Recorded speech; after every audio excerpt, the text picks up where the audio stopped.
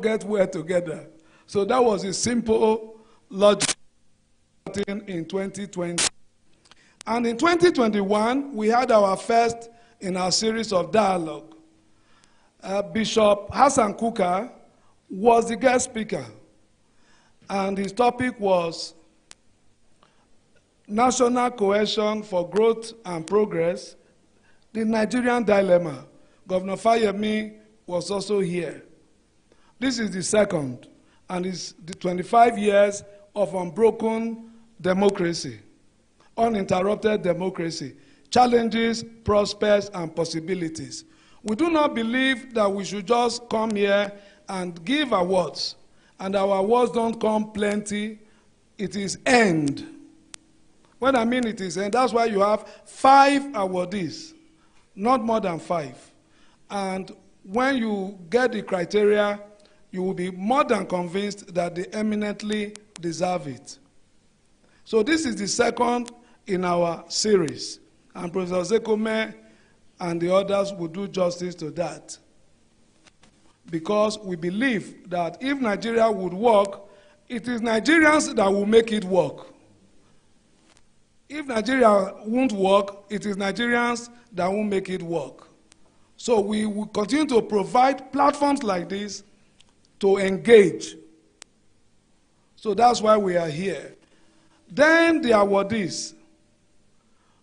Anybody who can see, anybody who can hear, anybody who can touch, anybody who can feel would understand why we are awarding the Minister of the FCT with Gold Prize in Infrastructure and Exceptional Leadership.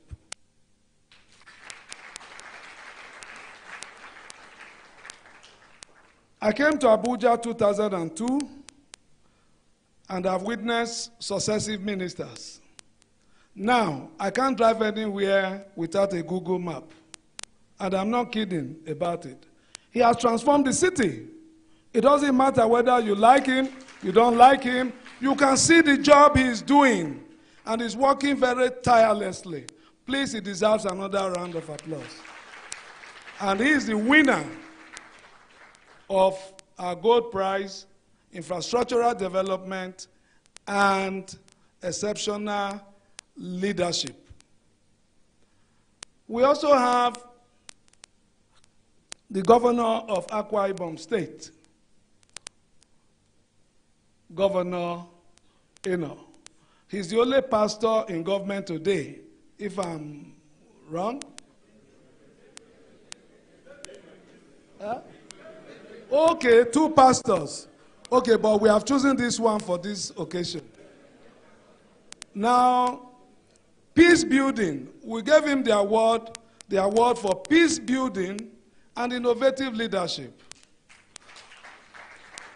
Now, why peace building? He maintains respectfully decent relationship with all his predecessors. And that's what it should be. And we are giving him that. We are not discountenancing the other developmental efforts he's making in his state. But for peace building, for inclusive politics, he deserves an award. That's why we are awarding him. The governor of Kano State is getting the award, Courage in Leadership. Now, you would understand that it takes courage to govern a state like Kano.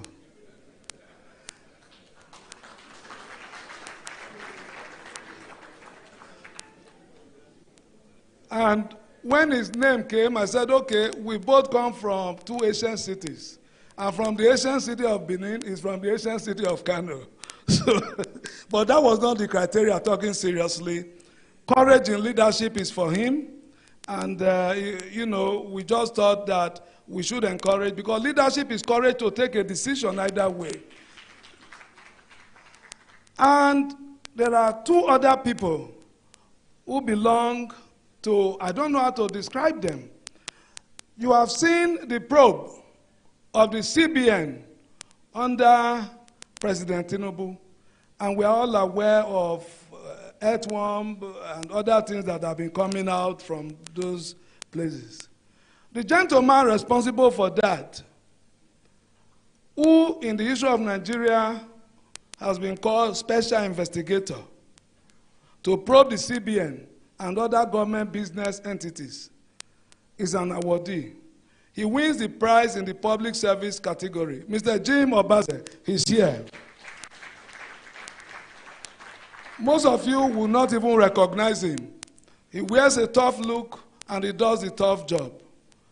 And he was also the executive secretary of the Financial Reporting Council that thought that religious business should be different from spiritual business. And then he got caught in the crossfire by asking the churches to pay taxes for taxable things. Jim, congratulations. Comrade Issa Aremu MNI, he was vice president of the Labour NSC and other executive positions in the continental body. Today, he's the Director General of the Michael Imodu Institute of Labour Studies.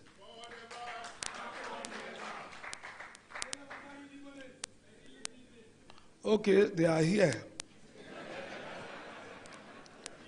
They are here. Now, why did we give Comrade Issa Aremu the award? He strikes both words. As a labor activist, he sang with these people, those people there. Now, as DG of Michael Imodu Institute, he's on government side directing policy. So he's been able to navigate both worlds. And we just thought that in this period, we should also encourage him in what he's doing, striking that delicate balance that is not everything we no go agree, we no go agree. I'm sure when he talks to you now, he's able to balance the two. So these are our awardees, and these persons, Professor K.K. Chukwu, MNI, Sheikh Usani, Professor Michael Sekome, and Professor Abiodun Adeni of Bayes University will do justice to that. I'm sorry if I've taken your time, but I want the event to be a bit fast-tracked because we're on live television, 3 stations, TVC, AIT, and channels, and those things cost a lot of money. So, so let's, and then people have other things to do. I welcome you, and I thank General Salami for coming. He's here in spirit through the General. Thank you, God bless, and let's have a good day. Thank you.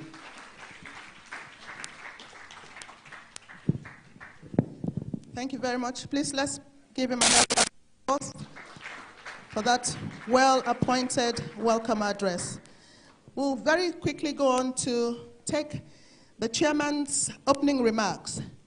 And Abubakar, GCFR, former head of state, and a consummate believer in the ideals of democracy. In fact, we consider him a critical link in the story of the 25 years of unbroken democracy in Nigeria. Representing him here today, and like we said, he's here in spirit, is a man of no mean decorations too, an officer and a gentleman, having served his country meritoriously. Please let's put our hands together as we welcome General Adamu Jida, retired. That clap for the chairman is a bit too mean.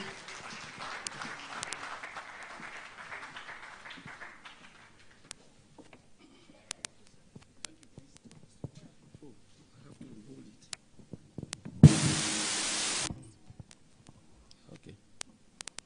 That's okay.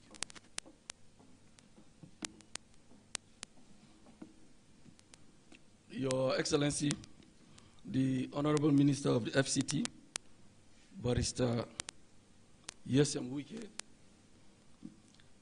the life bencher, I just heard now, representative of executive governors here present, the guest speaker, Professor Mike Okzekome, our host, Mr. Eric Osage, publisher, This Nigeria, members of the press, invited guests, ladies and gentlemen. I stand here before you to read the remarks of His Excellency, the former head of state and commander-in-chief of the armed forces of the Federal Republic of Nigeria.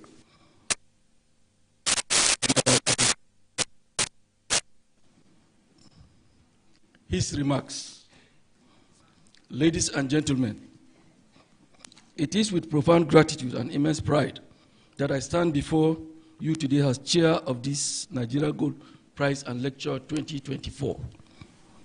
This morning, we gather to honor exceptional achievements and groundbreaking contributions across various fields and to celebrate a significant milestone in our nation's history, that is the attainment of 25 years of unbroken democracy. As we embark on this morning event, let us take a moment to reflect on the remarkable journey Nigeria has undertaken over the past quarter century. 25 years ago, in 1999, our nation embarked on a path of democratic governance, a path marked by aspirations, challenges, and unwavering commitment to justice and equality. Democracy is not merely a system of government. It is a testament to the will of the people. It represents our collective voice, our shared values, and common aspiration. For Nigeria, the past 25 years has been a testament to the resilience and strength of our democratic institutions. Despite the myriad of challenges that have come our way, we have remained steadfast in our commitment to upholding. This morning, as we celebrate this milestone, we must acknowledge the numerous individuals and institutions that have played pivotal roles in sustaining our democracy. From the statement and foresight to the ordinary citizen whose unwavering faith in the democratic process has been the bedrock of our stability. Each one of us has contributed to this remarkable journey. As we reflect on our democratic journey, let us look to the future with optimism and determination. The next 25 years and more will certainly bring challenges and opportunities. It is our collective responsibility to ensure that the foundation we have built are strengthened and our democratic institutions are fortified. Justice and equality continue to guide us. In closing, I would like to extend my heartfelt congratulations to all the award recipients. Your contributions are not only a source of inspiration, but also a testament to the potential that lies within our great nation. I would also like to thank the unwavering commitment to promoting excellence and integrity in journalism and for organizing this prestigious event. To uphold the principles of democracy, to champion the cause of justice, and to build a future that is bright, inclusive, and prosperous for all Nigerians. Thank you. Enjoy this great event. May God bless the Federal Republic of Nigeria.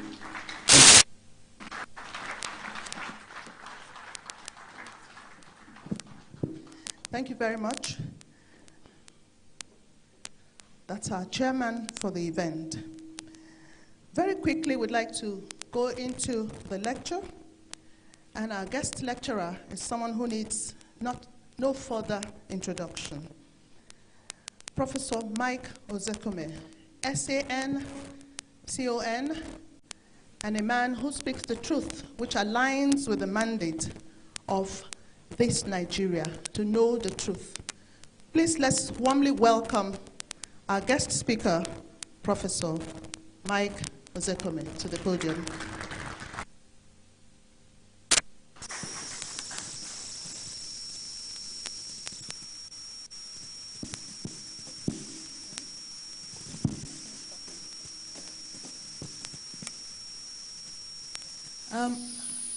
I suspect we want to welcome the panelists. Okay, let's take the moderator. Sorry, sir. The moderator, Professor Ikechukwu, please come up Our discussants, Senator Sani, Senator Shehu Sani, is he around? But we have Professor Abiodun Adeniyi. Please. Thank you. All right. I'm sure Senator not shortly. Okay.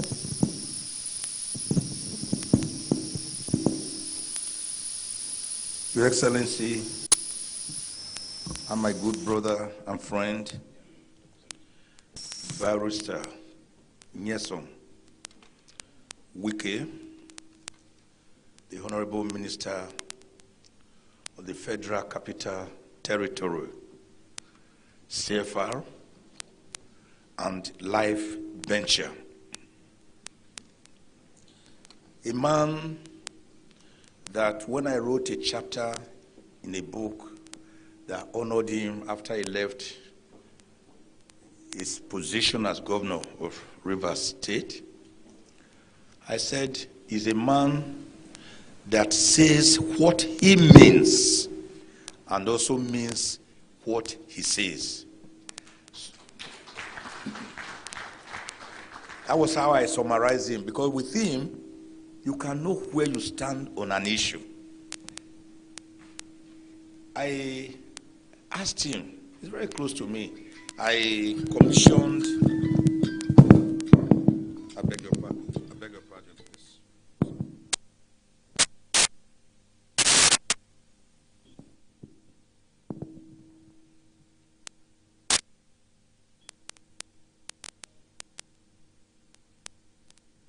I'm sorry about that. I didn't know my phone was still on.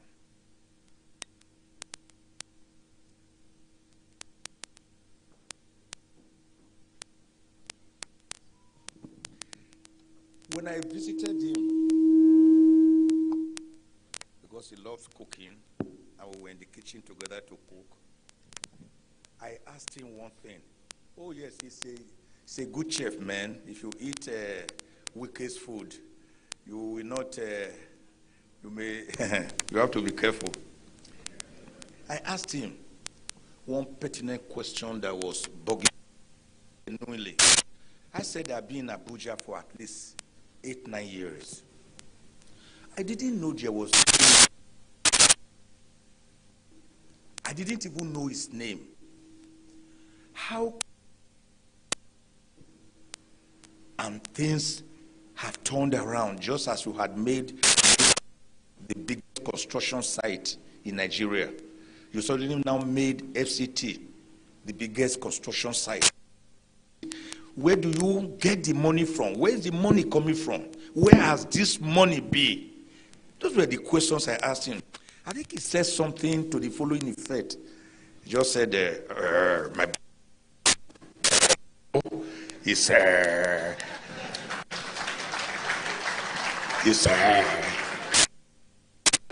is God's economics. God's economics. We salute you for making my generation proud and for being a good, as the book called you, and for being a Mr. Project.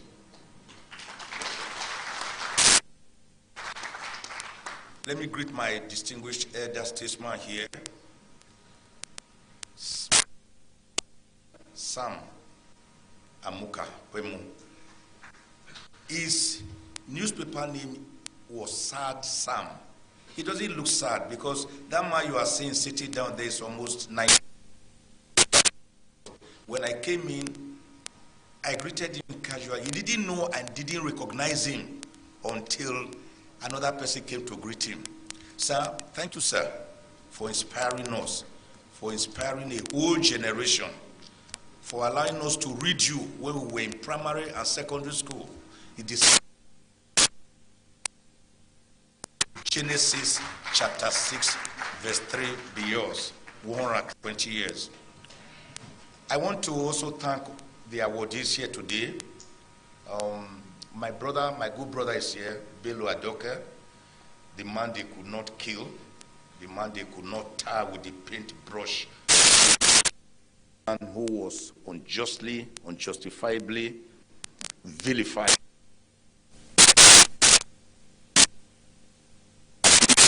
lawyer to bring out your innocence, and you were.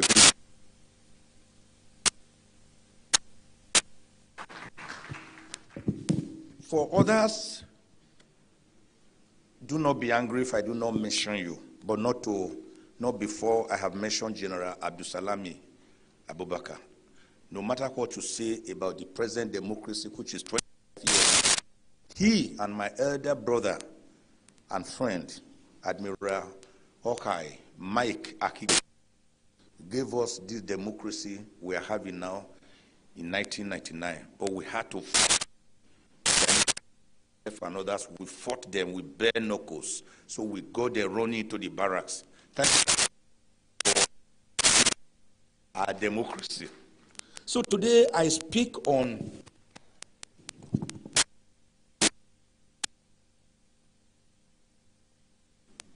uninterrupted prospects and possibilities. Certainly, it's not a joke. Children go are already themselves parents. Celebrate Silver Jubilee because it is a significant moment in any nation's life. And the children born did not witness military governments that we fought throughout in the trenches. For example, when I sued 37 years ago against removal of oil subsidy, which we are still see published in National Concord 30th December 1980, which is 25 years now. He and my elder brother and friend, Admiral Hawkeye Mike Akibe, gave us this democracy we are having now in 1999. But we had to fight with bare knuckles. So we go there running to the barracks. Thank you, sir, for giving us our democracy. So today I speak on 25 years of uninterrupted democracy in Nigeria, the prospects and possibilities. Certainly a quarter of a century, 25 years, is not a joke. Children born 25 years ago are already themselves parents. And that is why people celebrate Silver Jubilee, because it is a significant moment in anybody's life or any nation's life. And the children born from 1999 who are 25 today did not witness military juntas, repressive military governments that we fought throughout in the trenches. For example, when I sued Babangida 37 years ago against removal of oil subsidy, which we are still fighting today, you see published in National Concord 30th December 1987. That is about 37 years ago. We are still in that battle today in the trenches. So these children born 25 years ago, we may never know what we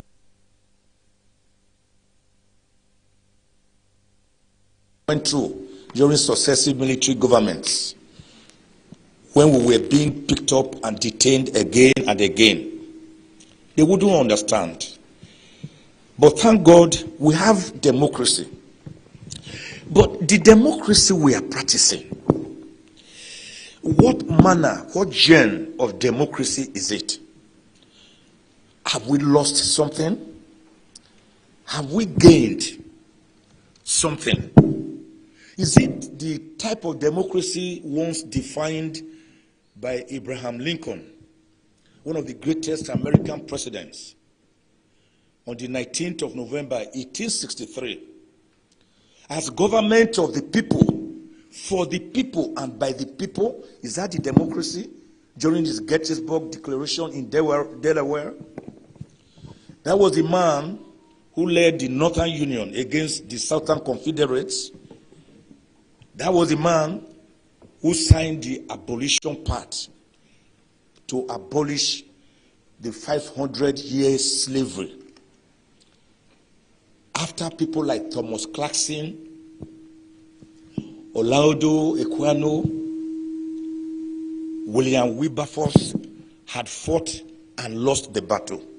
But of course, he was promptly assassinated. My take on this is that we have not quite gotten to the tenets of democracy. Sure, we are having civilian governments, but I'm not too sure it is democracy in that true sense of the word, that the people elect or select their leaders and the votes are counted and the votes are allowed to count. It is when votes are counted and the votes are allowed to count that you can say that the people have actually elected or selected their leaders. The people become the dog. Those elected become the tail. And you know the tail cannot wag the dog. That is why I have commenced a special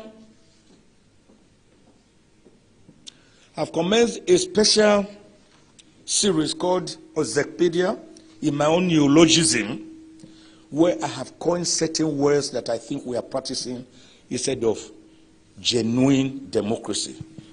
We have selectocracy. We have electionocracy. Electionocracy, the politician wins today, uses 1 year to do one or two things, is already looking forward to the next election. We have judocracy, where presidents, governors, senators, House of Rep members are incubated and delivered in the hallowed presence of courts instead of through the ballot. We have legislatocracy. It's a system whereby the legislature, instead of challenging the executive, saying, sir, what you are doing is wrong, we have oversight functions under sections 88 and 89 of the Constitution. Anything that president takes to them, like the Agama lizard, they say, yes, sir, yes, sir, yes, sir. That's what we call legislatocracy. Of course, we have executocracy. We saw it in the last 8 years, where we have a near dictatorship, even under a democratic environment. These are things we must avoid if we want our democracy to really grow and mature. We all saw what has been happening in Kenya. William Ruto thought he could be a dictator within a democratic system. And the people said, no, we voted for you. That's one of the Trojans who were in the trenches together. He was lucky to escape after Yaradua died in Enugu prison. He was there with him. That is why he can afford to grow afro hair today. Senator Shehu Sani, my very good friend and brother.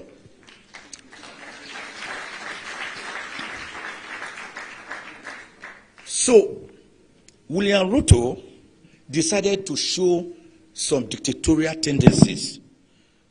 He imposed a finance bill, which he wanted the parliament to quickly pass into law. And the parliament was working hard on it. The people took to the streets and said, no, You cannot. We don't want this finance bill. You are tasking everything, even up to the bread we are going to eat. We can't cope. The man thought they were joking. He said, to hell. And the people went on the streets, went to parliament, closed it down, burned some places. We saw the police in action, moving against them. They killed about 23. And instead of the president showing concern and sensitivity to the plight of the people, he came on air, he accused them of treason and treasonable felonies, and even referred to the unarmed demonstrators as criminals. Of course, that was the litmus test the people needed, and they went more violent. But thank him again. One of the qualities of good leadership is to know when you are wrong and to be able to correct yourself.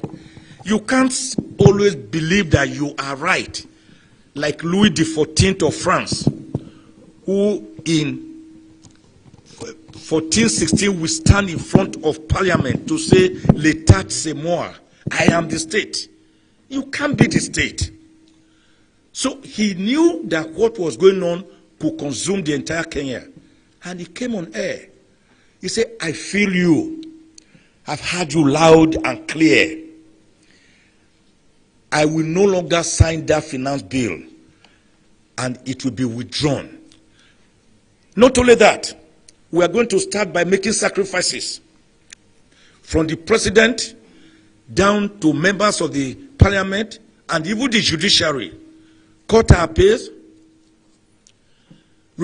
stop issues of buying brand new cars.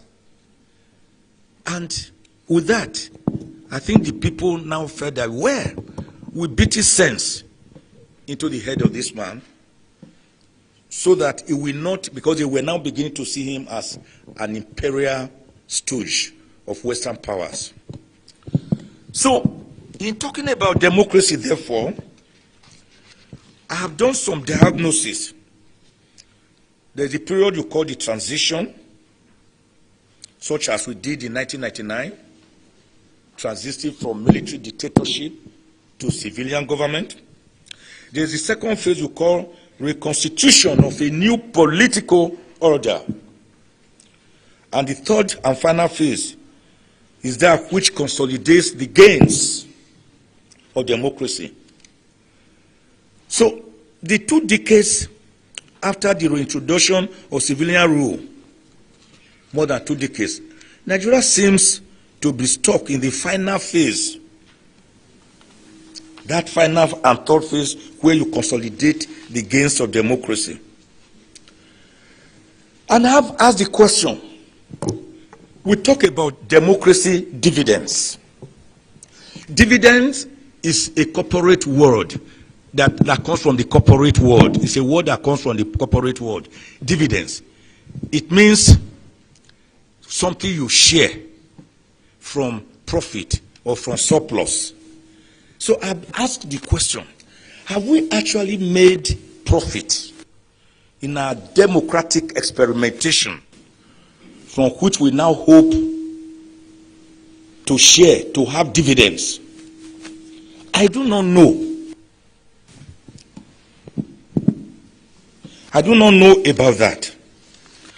So I know that somehow we lost it along the line when you look at the kind of the situation we were before and now.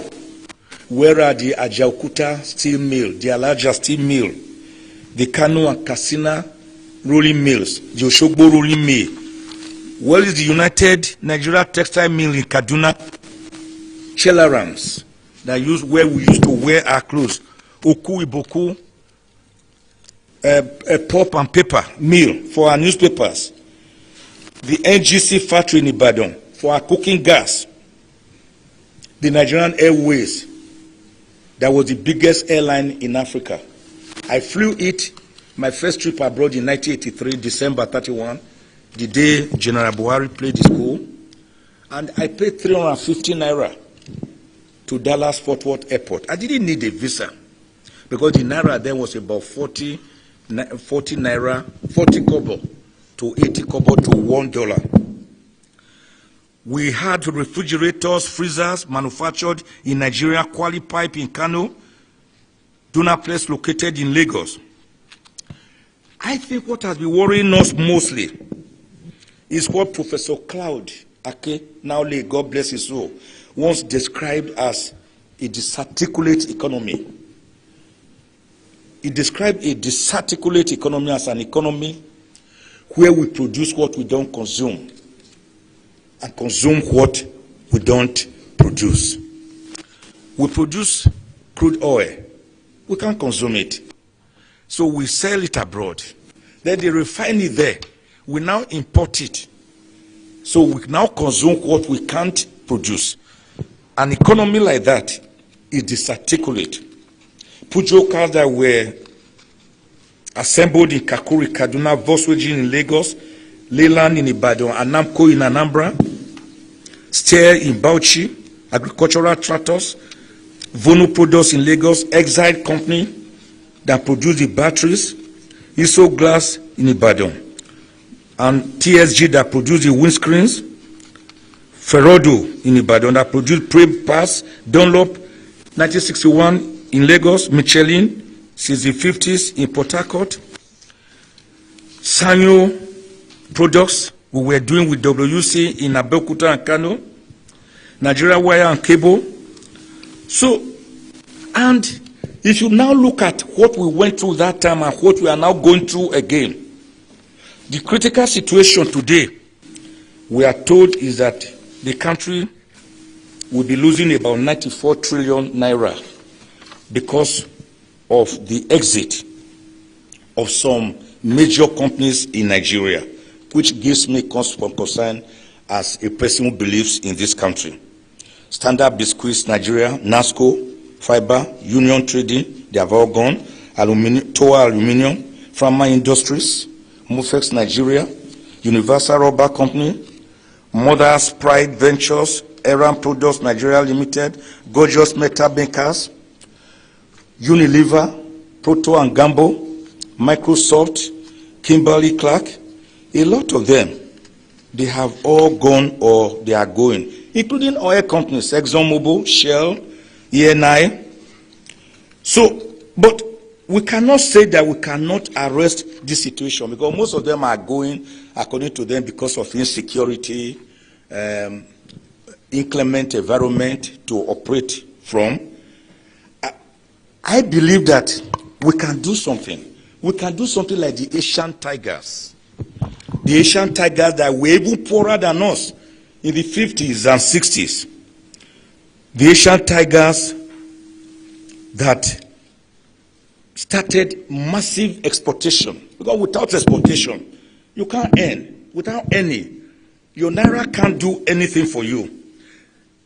They invested in education and serious export of products that within 3 decades, at a growth of 7.5% per annum, within the 3 decades, they landed into that realm called developed countries.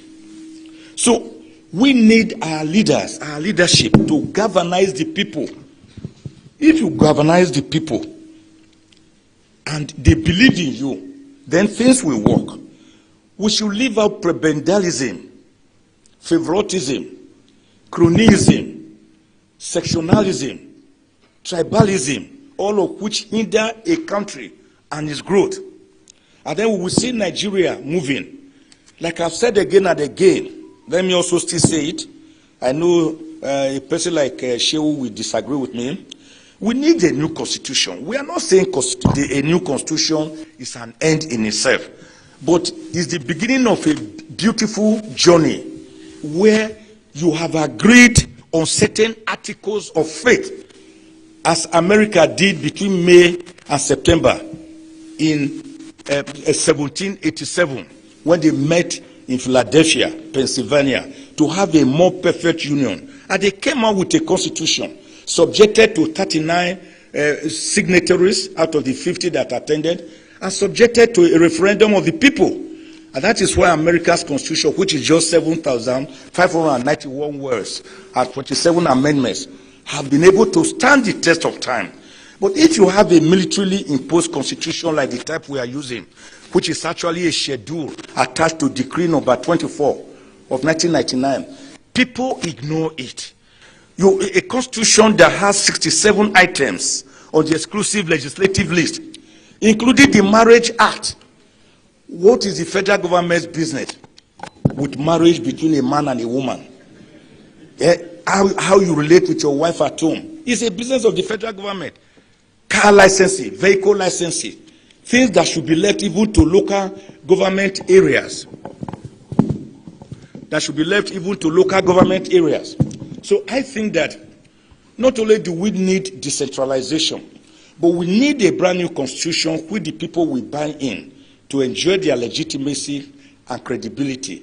Because the process by which a constitution comes into being is even more important than the contents of the constitution, because it becomes autochthonous and indigenous to the people. I believe that we also need serious legal reforms in terms of our electoral system, electoral reforms. We should have an electoral court to punish for crime so that people will know that crime does not pay.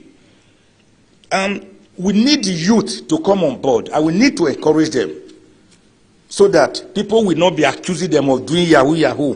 If you don't give them jobs and the student spends 8 years in the university instead of 4 years because of ASU strike, because ASU is not paid, agreements are not being obeyed by government, what do you want the youth to do? Because an idle mind is the devil's workshop.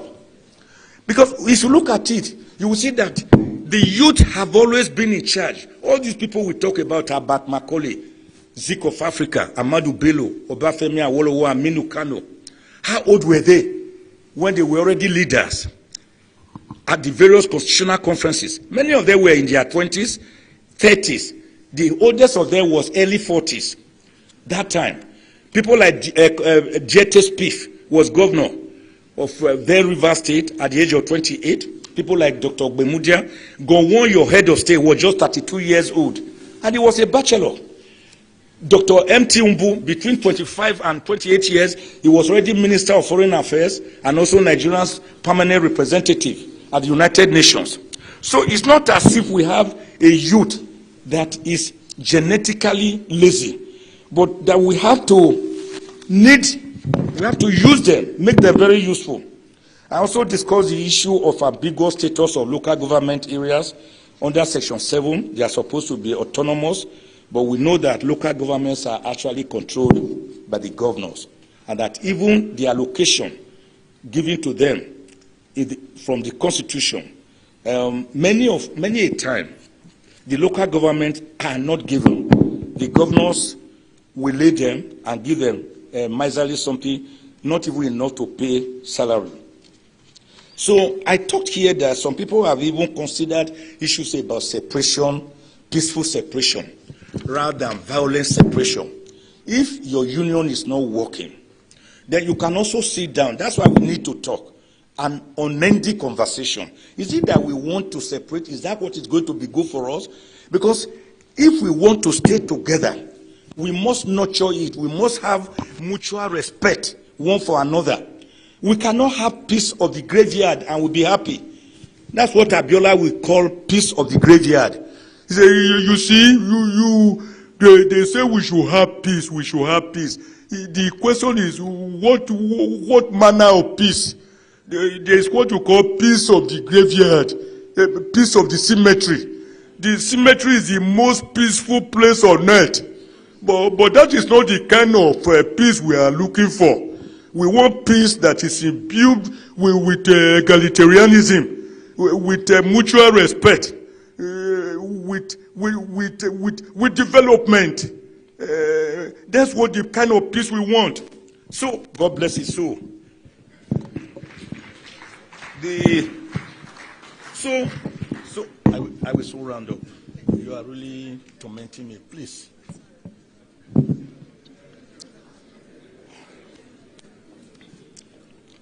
So some people have talked about you gave me 30 minutes. I have not been here for 30 minutes, please. Now, some people have talked about peaceful separation and all that happened in 1776, USA splitting from UK, 1830 Belgium from Netherlands, 65 Singapore from Malaysia, 2002 East Timor from Indonesia, 1921 Ireland split from United Kingdom, 1944 Iceland from Denmark, 1905 Norway from Denmark, 1905 Norway and Sweden also split, 47 British Indian Dominion partitioning to India and Pakistan, Bangladesh seceded from Pakistan in 1971, 92, 93 two parts of Czechoslovakia, one going Czech and the other one Slovakia. 65 Singapore from Malaysia, Ethiopia and Eritrea, Sudan and Southern Sudan. USSR now broken into 15 sovereign states: Estonia, Belarus, Georgia, Latvia, Lithuania, Moldova, Russia, Ukraine, and others. I must not be misunderstood. I know that self-determination is recognized by the United Nations, that people can go for self-determination. That is not what I would prefer. I would like Nigeria as a big, prosperous, united, Dolly Parton's coat of many colors, where we can develop together, because there is a space for each other. No tribe in Nigeria must be seen or recognized or referred to as a dot in the cycle. I am a minority from a minority within a minority, born in Iyukwe, near Agenebode, East local government area of Edo State. I'm proud to be who I am and where I come from. Of the 374 ethnic groups in Nigeria, as found out by Professor Onigo Otite in his demographics survey, don't base Nigeria alone on the tripod of the Yorubas, the Hausa Fulanis, and the Igbos. A tripod is never balanced. What do you do with the other 371 ethnic groups? That is why Nigeria is not balanced. You can't expect some people to be clappers, to be hewers of wood and drawers of water, while others are busy luxuriating away. That is social injustice, and it normally incubates unrest, chaos, and anarchy. The type we were seeing in Kenya, where they believed that the ruling class was oppressive against the common man. So in ending my something, I will say that we should do away with political corruption, which we all know very well, where people in government take a larger chunk and the people they govern are suffering. Nigeria is suffering. Let nobody deceive Mr. President, sir. My president, President Bola Ahmed Tinubu. Nigerians are suffering. There's mass poverty. There is degradation. There is anger in the land, sir. Don't let your minders tell you something otherwise. I will advise Mr. President, sir, go incognito one night. Just wear something, disguise yourself. Go out and see the anger in the land, the hunger in the land, the squalor in the land. That from 192 naira per liter, a liter is now between 550 to 800 naira. Small-scale industries, which usually is the hub of a country, is virtually dead. Who can buy fuel to power a small face-me-I-face-you generator to do barbing? So he must look at this. He must begin to block all loopholes and cut the large size of government. The government is too large and is too wasteful.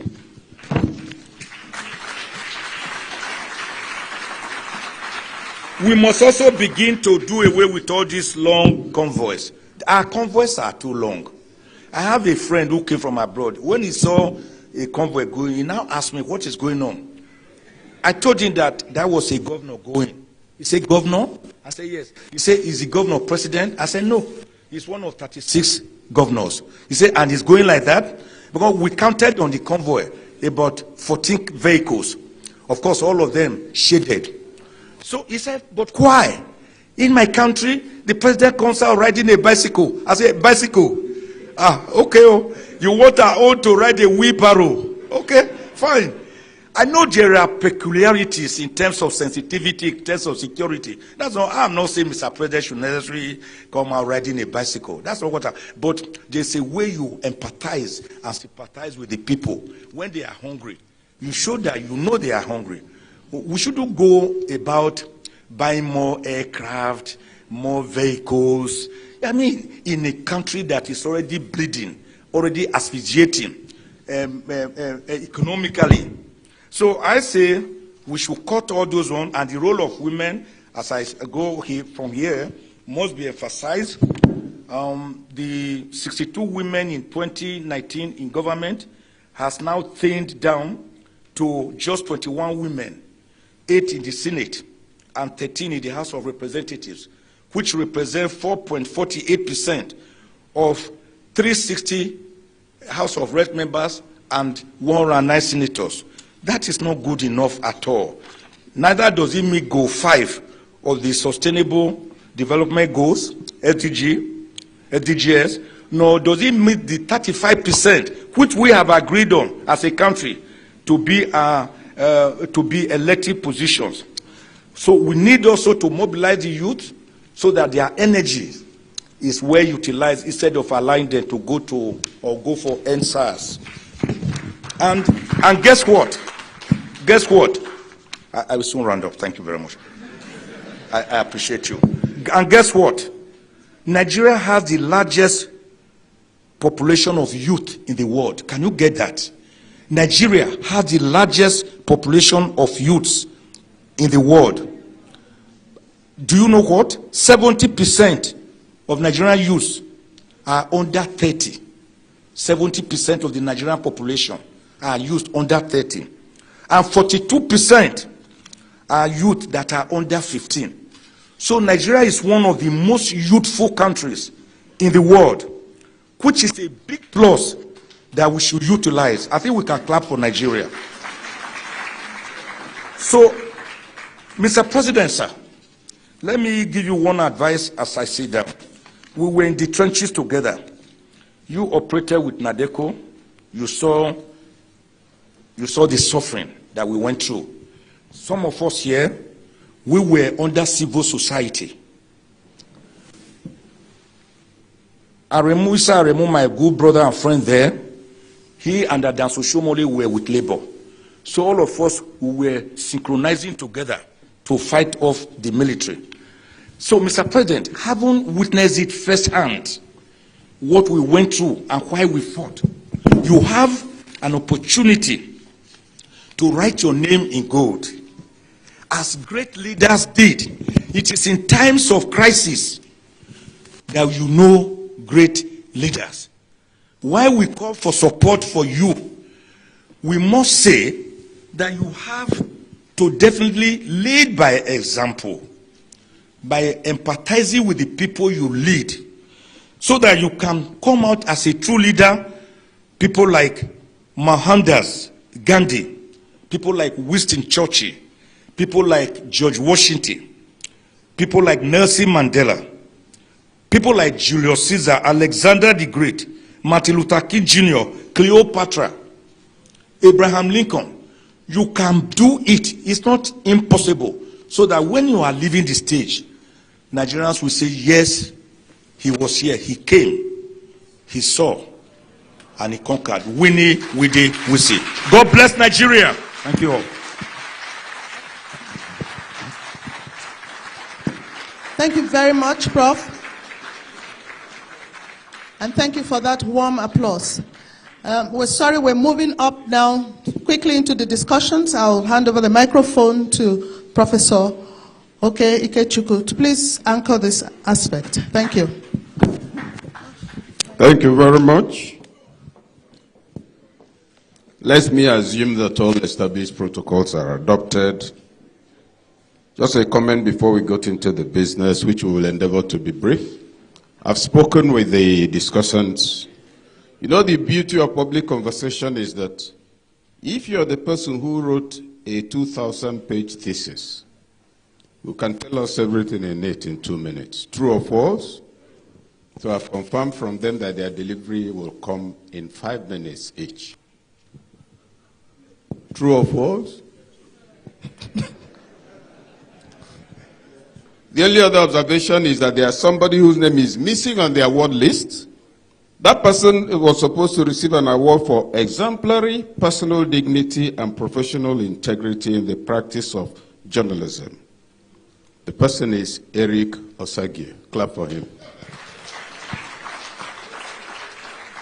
Very exemplary, grew through the ranks, has remained professional. There's nobody who has interacted with him that will tell you, I don't respect Eric.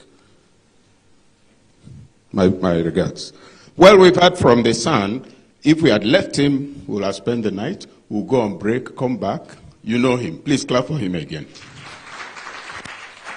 Selectocracy, electocracy, judocracy, legislocracy, executocracy.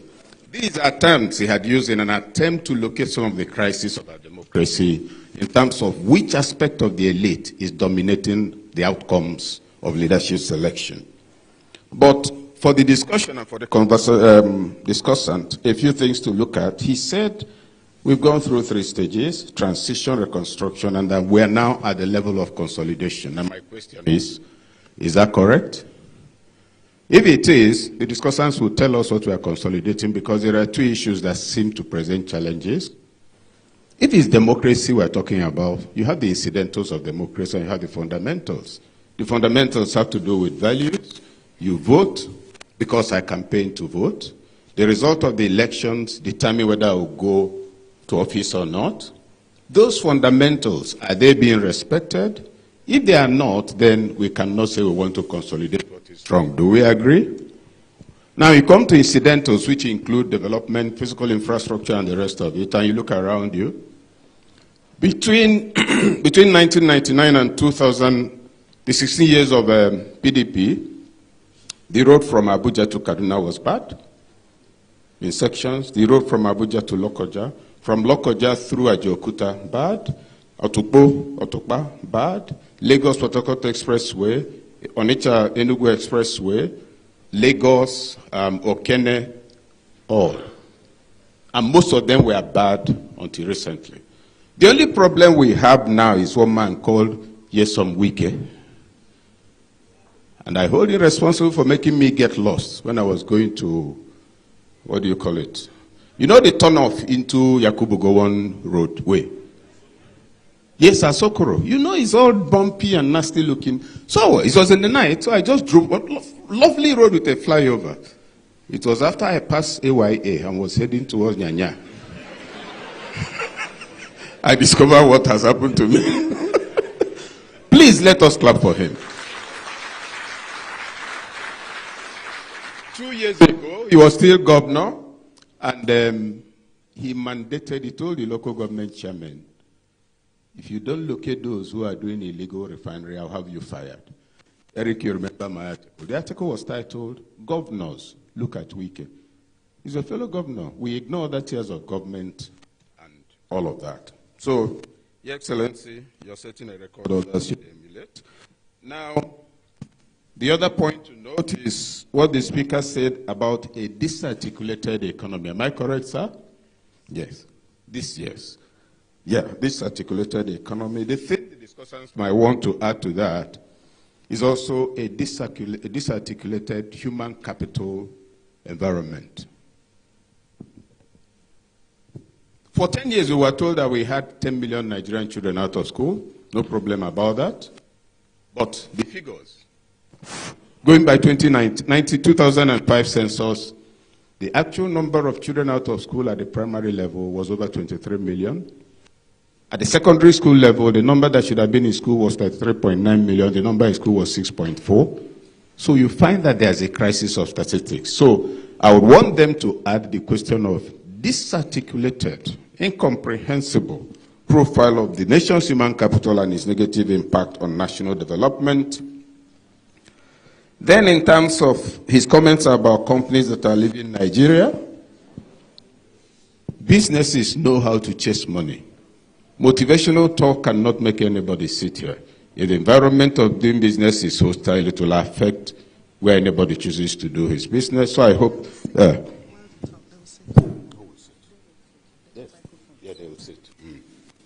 So I would want you to also look at that. A lot of companies are going out, and we need proper balancing of our valuation. Namely, if you tell us you're bringing in X volume of investment into Nigeria, it would also help to balance that against the background of those that are exiting. If you say you're creating 20 million jobs, please find out if 19 million jobs are being lost so that your actual delivery will be, we've created 1 million jobs. That part of the analysis I will expect to hear.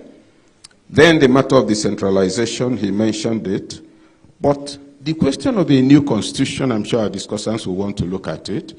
3 issues on the table. Can we really have a new constitution? Do people want a different constitution? Yes. Can they make it possible? That's the question. A lot of people are calling for regionalism. I have no problem with that. But you must ask yourself, how many serving governors will agree for you to have a region and one center of authority, etc.? The configuration of the elite interest today is such that we must look more for realism than idealism if we want political transformation, and that is something to take on, because the forces benefiting from what is present will not just go to sleep because you're excited and you're talking about the common good. Then the question of youths, unfortunately there wasn't enough time to develop that, but he mentioned that, and he said that our youth need to be more involved. I agree, but they also need knowledge. They also need to understand that they don't really understand this country enough. They also need to know that they are saying it's the older generation that damaged Nigeria. They're not paying attention to the fact that it was actually the youths that damaged Nigeria. Because if you look at all the confusion that brought us to where we are today, all principal actors were practically boys. But those who brought us independence were also practically boys. Difference. One group had greater exposure among other things than the other. That's a narrative to pursue. And the youth should also make a distinction between elite youth. We celebrate NSAS, I have no problem with that. But question, were those really Nigerian youths? They're elite youths, well-dressed. They didn't fight when food came for all the days. Part of the food sometimes even included pizza, one packet of which is 7,000, which is the equivalent of a pot of soup in Mushi. Elite youth. So Instagram, media, all of that is important for our youth. But they need greater penetration if they hope to own and manage Nigeria. And the older generation, you can't help them by condemning them. Advice, work with them, etc. So, to call up a gentleman who will do this thing, beginning with Professor Abiodun, he said the root is political corruption. And that's the root of all evil in Nigeria. So against the background of all the other points he has made, shoot for 5 minutes.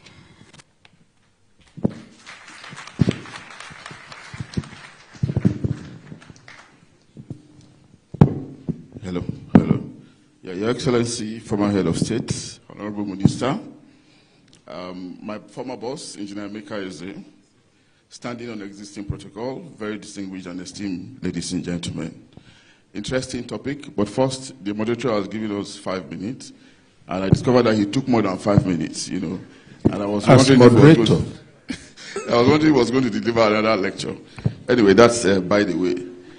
We're discussing an interesting topic, democracy, no doubt, but what I always like to do when discussing this issue is to create a difference between structure and agency, between tangible and intangible, between the soft and the hard. We have democracy as a structure already. It's a system that we have modeled after the American style, even though it is not complete. But of course, 25 years down the line, I always say that we need not be too hard on ourselves. And I'm going to explain very shortly. American democracy that will keep, the bastion of democracy that we'll keep talking about, is more than 2 centuries old, 1776, up to now, and they are still struggling. They still have challenges they are dealing with. Yes, it's a bastion of democracy, one of the most functional, one of the most referenced, but it is still not the best. The best democracies we have in the world are in the Nordic Scandinavia countries. So what that tells me is that democracy is often a work in progress.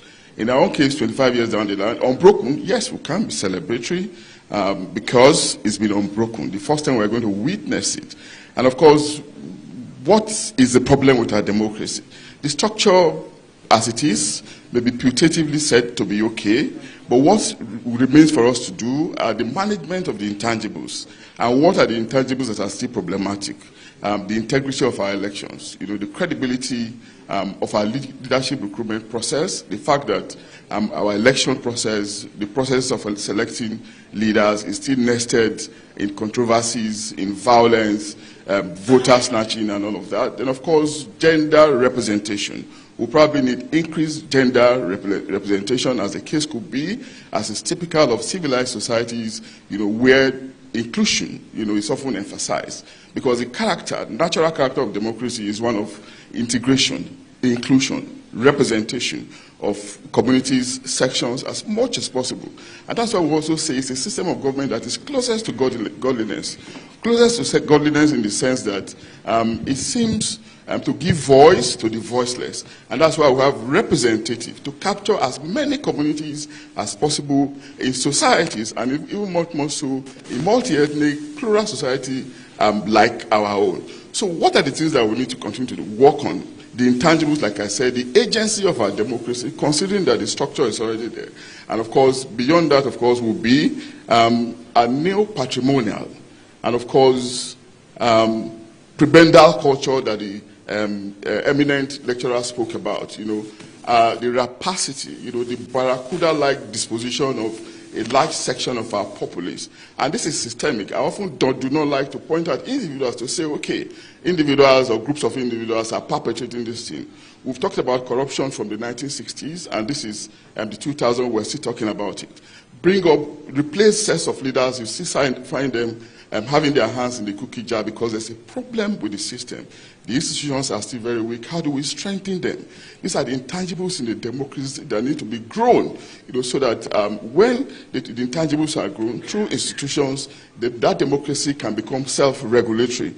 But what do we do in the circumstance, ladies and gentlemen? It is not to give up. People have said, and I think the head of state in his speech also said, that is something that you tend to on an everyday basis. You nurture it as if you are nursing a lamb. We do not give up to say, oh, okay, this democracy is tiring, let us give up. No, it is work in progress. And the solution to more democracy is what? More democracy. And of course, we have also talked about dividend of democracy. The lecturer talked about it. Professor K also mentioned it. Dividend of democracy. Yes, it's an anecdotal reference to what is obtainable in the business sector. When you invest, you get profit. But ladies and gentlemen, we can also get, when we talk about dividend, well, we are talking about infrastructure, the one that is being led by somebody like the Minister of the FCC, Nyesom Wike. And of course, these are things that are supposed to enable a society to function well. But it is not just in a democracy that we can have dividends, Even some autocratic, theocratic states, are the bastions of the exemplification of infrastructure, as the case could be. Oftentimes we refer to Lee Kuan Yew, Singapore. He wasn't a Democrat. And oftentimes we like the Middle East states where there's development, but they are not democracy in the sense of in which we will put it. They are theocratic states, but of course they are people-centric in their disposition, considering how they have plowed resources properly into infrastructure, into utilities for the improvement of the lives of their people. So the point we are making, yes, is that yes, democracy is fine. We have adopted it. It is salutary. But while we are trying to consolidate on the structures that will enable the continuous stability and sustainability of our democracy, we should not lose sight of the intangibles, which also include values, the kind of values and virtues and cardinal objectives that we subscribe to, as it came out very clearly in the presentation of the lecturer, and of course as highlighted in Professor K's moderation. So attitudes matter. And of course, constitution, yes, maybe the eminent jurist in his delivery is a lawyer, so I probably, an eminent one, foremost one at that, he probably would not talk from a different trajectory, but perhaps I need to be educated on this. I also want to believe that, is it all about constitution? And it brings again the question of structure and agency. You can have a superb constitution, but what about the people that will operate the constitution? We have all the good laws in this country, but they are often implemented in the breach. If we can strengthen the criminal justice system such that the process of apprehension, prosecution, and sanctioning is productive and efficient and working fine, I'm sure some of our ills will be managed properly. Our attitude matters. I'm aware, from my little knowledge, that there are some countries that don't have the conventional constitution that we'll talk about.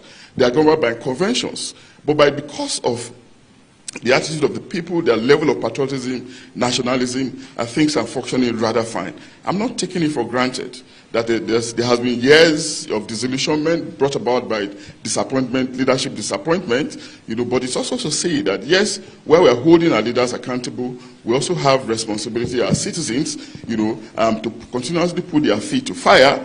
But in putting their feet to fire, we should remember, that it is not all the time that regulation help us to achieve our aims and objectives. Sometimes ethics, codes are supposed to be our guide in the manner in which we learn them through some items in the socialization process. And what are these items? Religion, right? Culture, the things that we learn from our parents. They should also be our guide beyond the black letter law that the learned Sikh talked about. So I think those are pieces in the jigsaw as part of the intangibles, part of the agencies that we can properly fit into the structure so that we can get to a desired destination. Having said that, I think I will stop now so that you can probably clap for me. Thank you very much. By powers not conferred on him, he has asked you to clap for him and you complied. So, yeah, he said the point. I think what's most outstanding, or one of the many outstanding points he has made, is that this is a democracy. There are issues of structure. There are challenges. But the valid observation, we can't give up. Am I correct? Distinguished. Sorry? Comrade. Okay, comrade.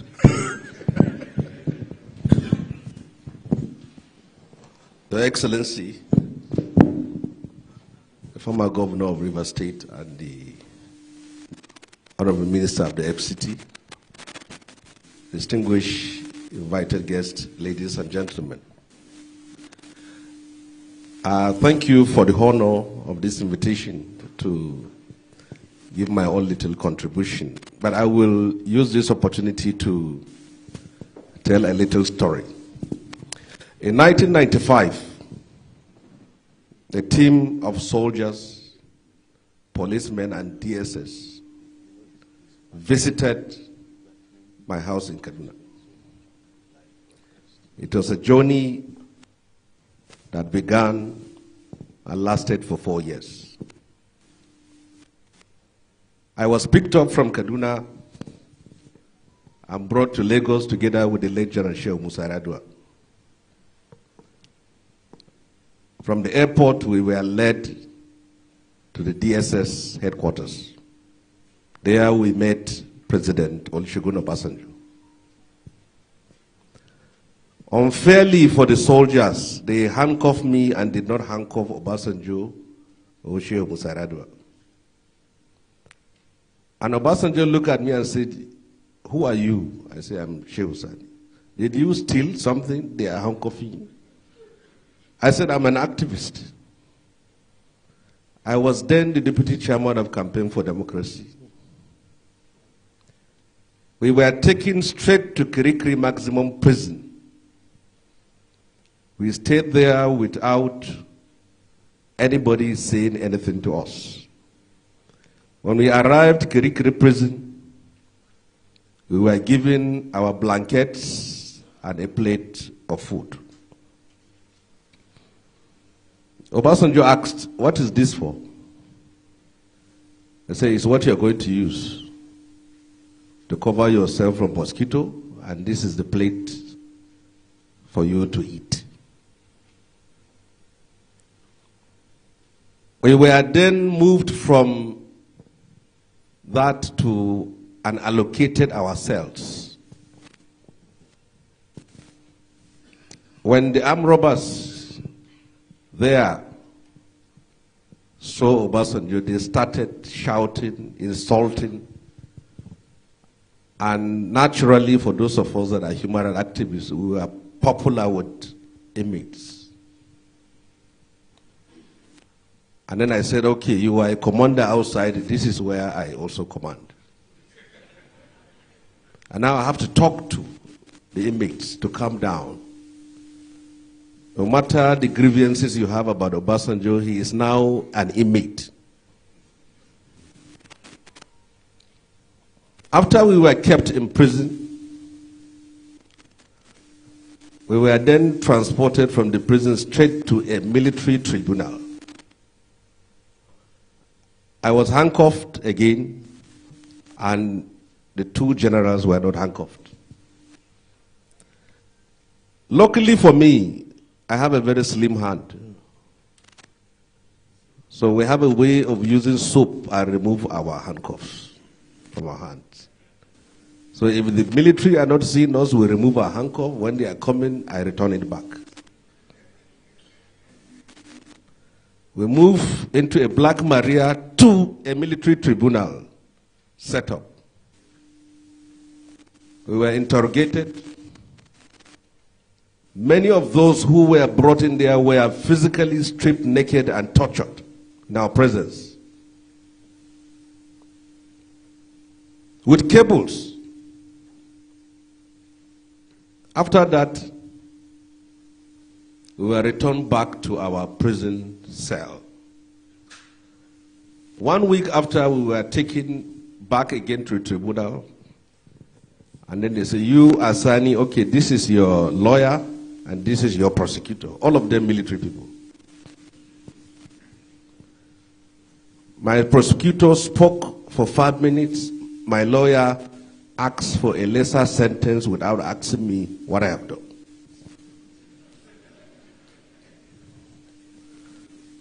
The trial of each one of us lasted for 15 minutes. I was sentenced to life imprisonment for treason. At that time, Dr. Beko Ransom Kuti was arrested and brought to the prison. He was also sentenced to life in prison. The late Yar'Adua got death sentence. Obasanjo got life in prison. I got life in prison. And journalists who were together with us were also sentenced to life in prison. After that, we were returned back to our prison. Then they came to the prison and told us that we should be happy. Our prison has been reduced from life to 15 years each. I got 15 years, Obasanjo got 15 years, Yar'Adua got life, and others. Then they said, those of us from the north should be sent to southern prison, and those of them from the south should be sent to northern prison. That is how I found myself in Port Harcourt prison, which I've never even been to Port Harcourt at that time.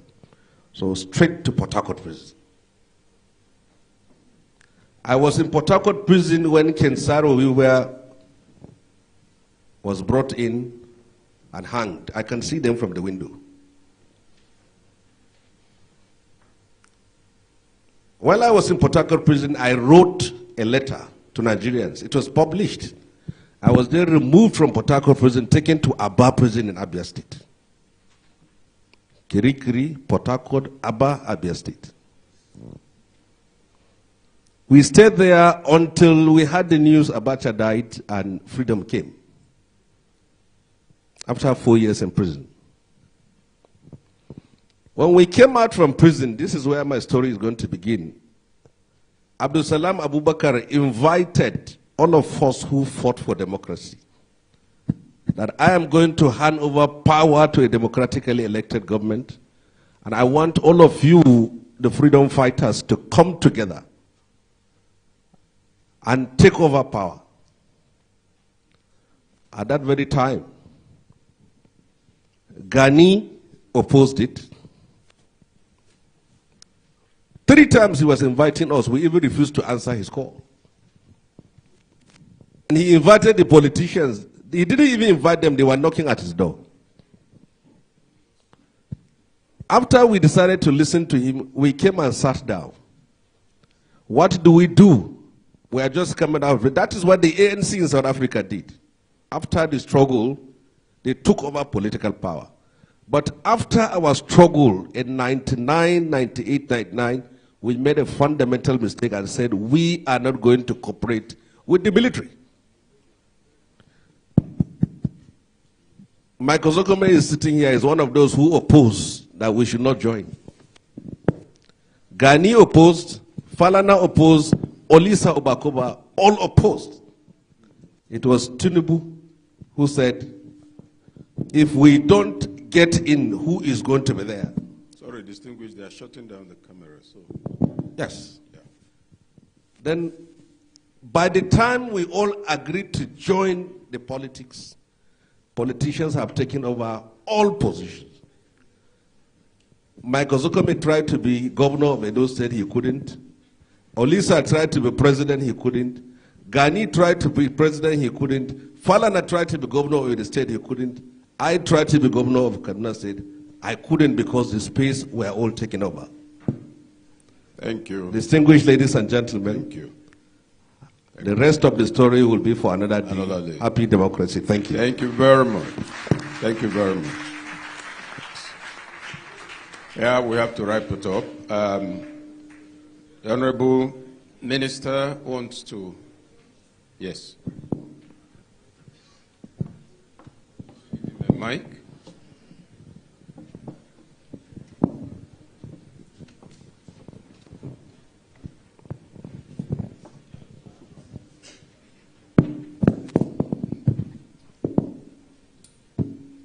Mr.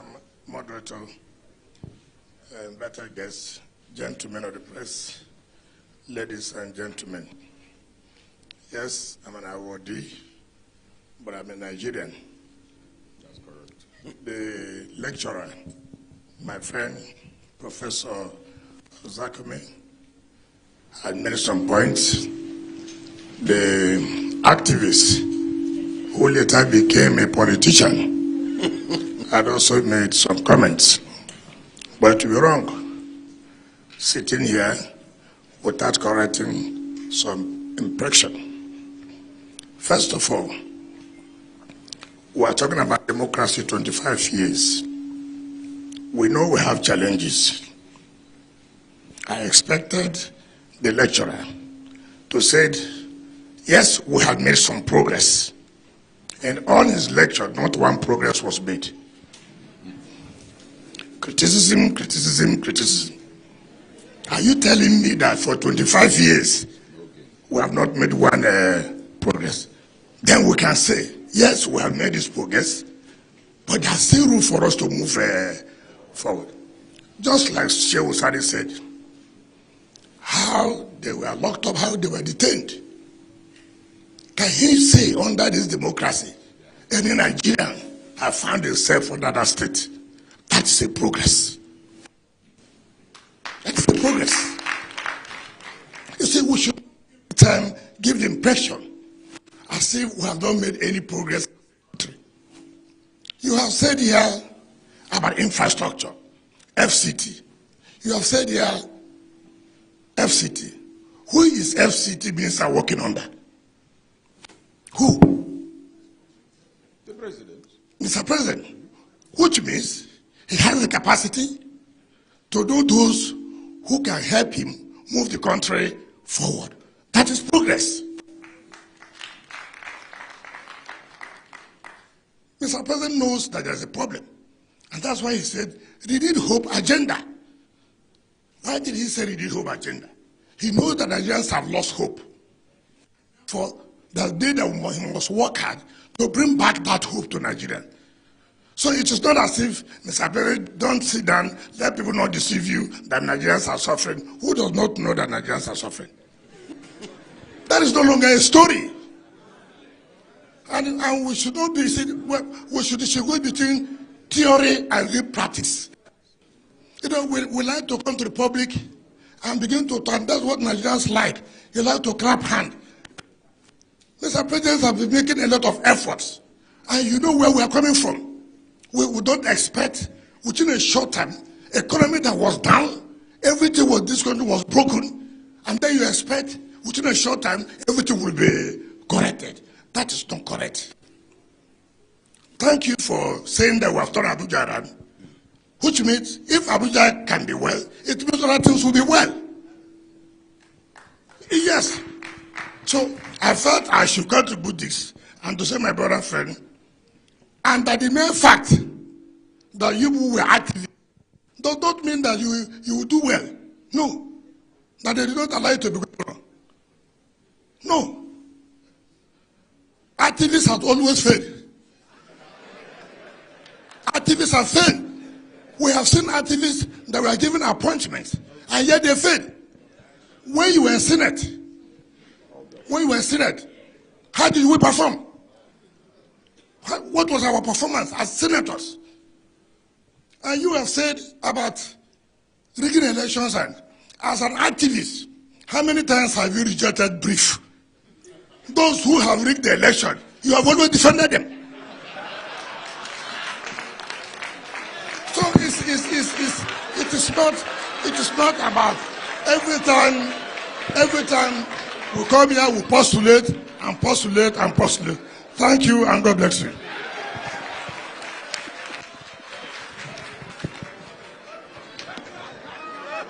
Yeah. Thank you very much, Honorable Minister. If anybody was wondering whether Nyesom Wike was here, the person won't be in doubt now. But he's made two essential points. For us always to be balanced in our comments. That's actually the most important thing. He has talked about the achievements in FCT, yes. Centenary City came on to 2015. The controversy has dragged since 2015 until a few weeks ago. People who came in, because I was consulting in the office of the SGF at the time, came in with $18 billion to invest there. The politics made them go away with it. This man here, he called Centenary, called FCDA. It's like, look, stop this nonsense. We need this. His result today, Centenary Cities are alive. Clap for him. We could have gone on and on, but we can't.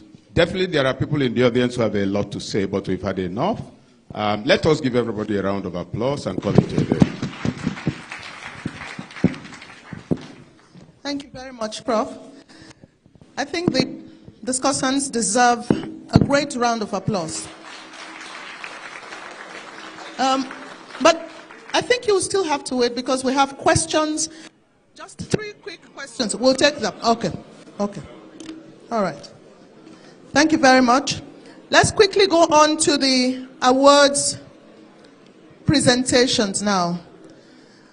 We'd like to very quickly call on, please, I hope the technical is, could you start beaming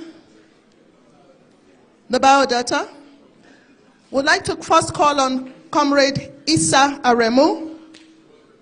Comrade Issa Aremu, MNI. And to make this presentation to him, we have the privilege of calling on Dr. Solomon Arase. Please, can we beam?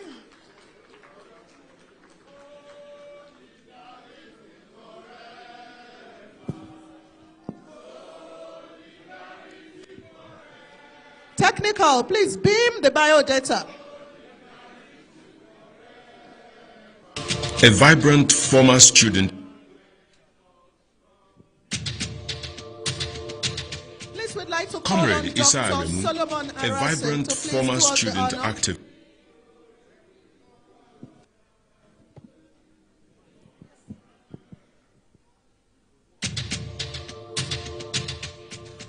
Comrade Issa Aremu, a vibrant former student activist of the progressive hue, is a firm believer in the possibility of Nigeria to rise to her full potential of truly being called African giant, despite her myriad of problems and challenges.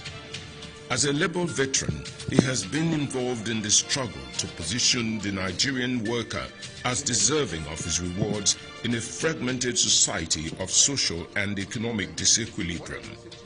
As Director General of the Michael Imodu Institute of Labour Studies, he struts the world of labour policy and labour agitation and has sought to walk the delicate balance. Comrade Issa Aremu, MMNI, is the 5th Director General, Chief Executive Officer of the Michael Imodu National Institute for Labour Studies, Ilorin. He was appointed by former President Muhammadu Buhari on the 4th of May, 2021. Until then, he was the elected Vice President of Industrial Global Union, with over 50 million members from Africa, Europe, America, and the Caribbean and Asian Pacific. Immediate past General Secretary, National Union of Textile, Garment and Tailoring Workers of Nigeria, NEC member, NLC, 2-term Vice President, Nigeria Labour Congress, 2007 to 2015. He was a 2-term Secretary General of the Alumni Association of the National Institute for Policy and Strategic Studies, 2013 to 2017. Comrade Issa Aremu is a member of the National Institute for Policy and Strategic Studies. Comrade Issa Aremu, a veteran Labour leader and administrator, is the winner of this Nigeria Newspaper Public Service Award.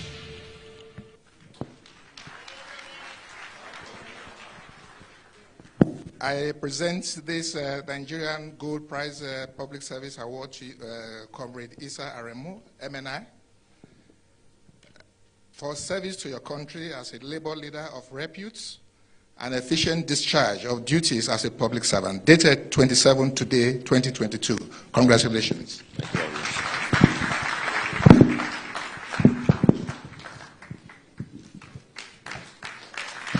Congratulations, sir.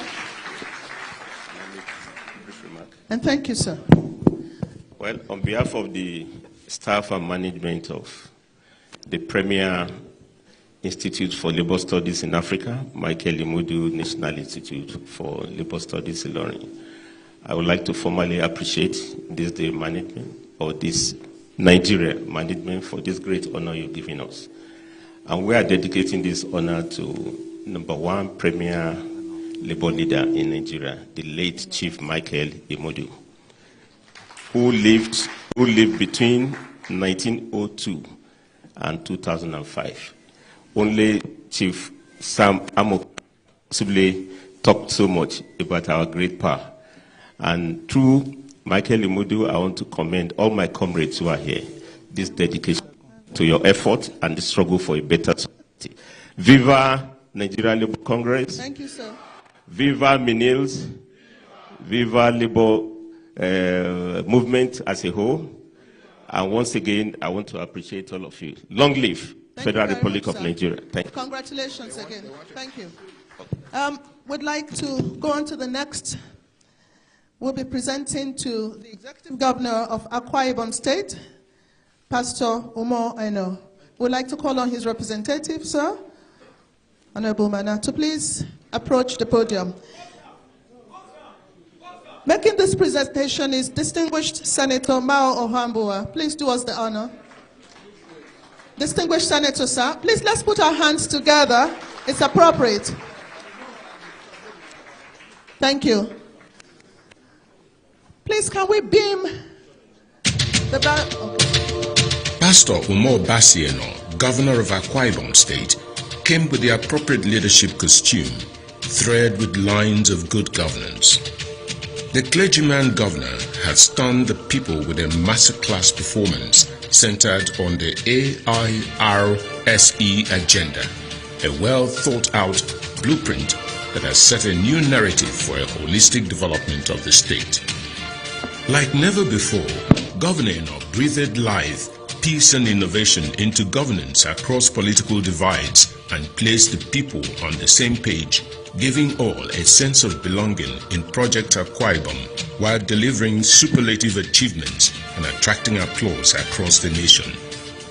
In just 1 year in office, the governor has created compelling scenes on aggressive rural development, dotting every of the 31 local government areas and the 368 wards with projects and human empowerment, massive ecological remediation and tourism projects. 20 state-of-the-art model schools, 15 fully equipped model healthcare centers, 599 kilometers of roads and other infrastructure, massive agricultural development, compassion for the vulnerable with a free food program and a Rise Compassionate Homes for the Poor. Governor Eno is a perfect blend of a good heart and giving hand. He has deployed innovation across all sectors, and the people are already enjoying the fruits of this golden gift, aptly christened Governor of the People. A governor who took power from the proverbial corridor of the streets because he believes that power belongs to the people. The Enugu-born leadership maestro hails from Ikorekpeneudo, in in-situ Biom local government area of the state, and is perfectly complemented by his delectable wife, Her Excellency Pastor Mrs. Patience Umo Eno, the progenitor of Golden Initiative for All, in delivering dividends of good governance to the people, just as their union has raised beautiful family. Ladies and gentlemen, we present His Excellency Pastor Umo Bassi Eno, winner of the Gold Prize for Peace Building and Innovative Leadership.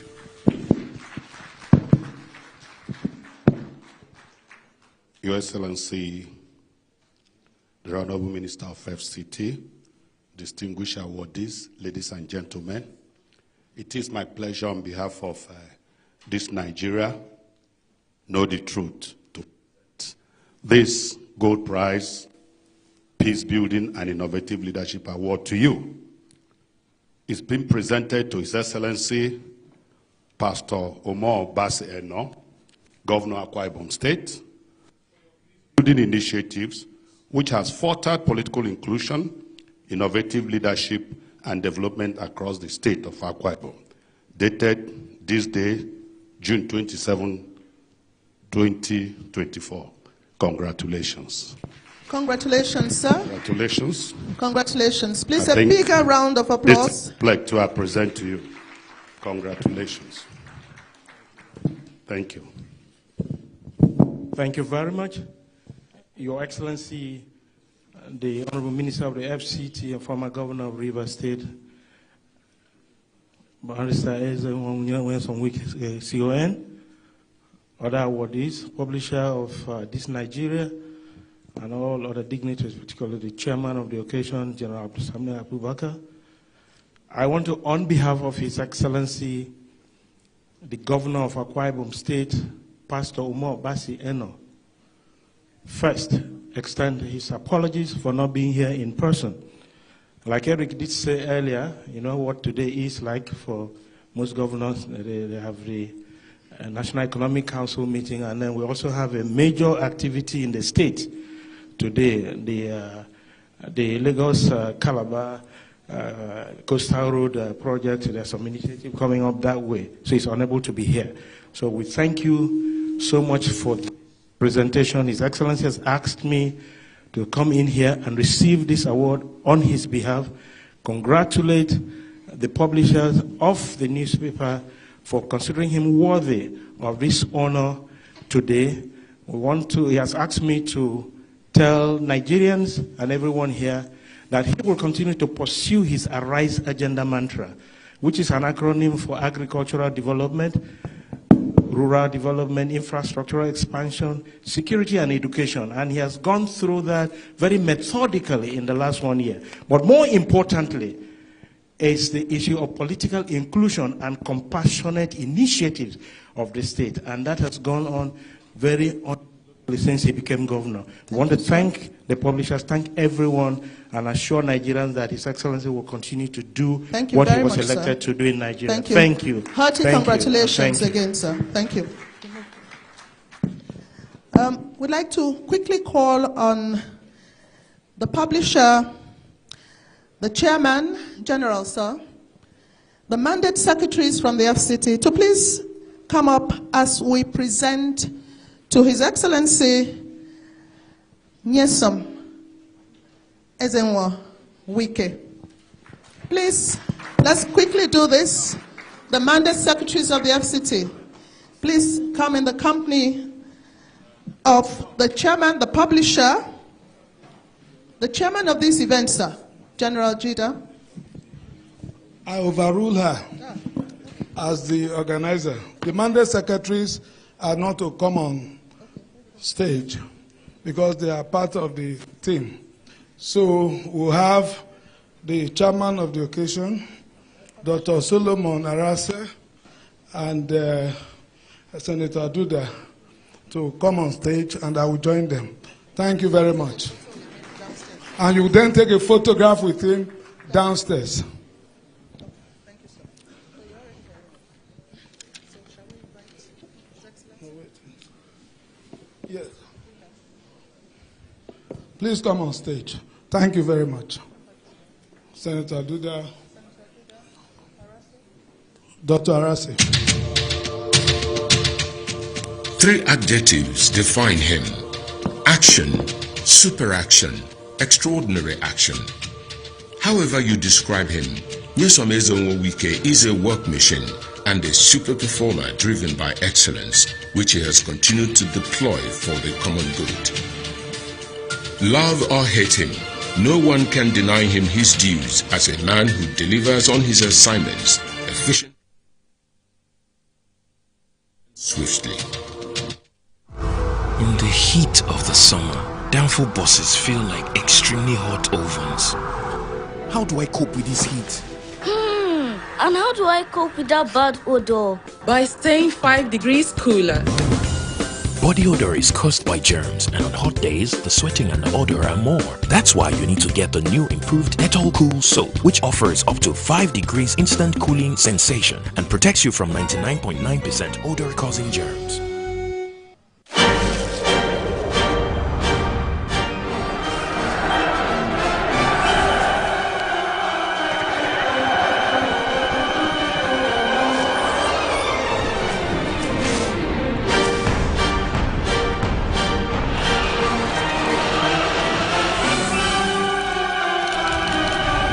With Betano and get a welcome bonus up to 200,000 naira.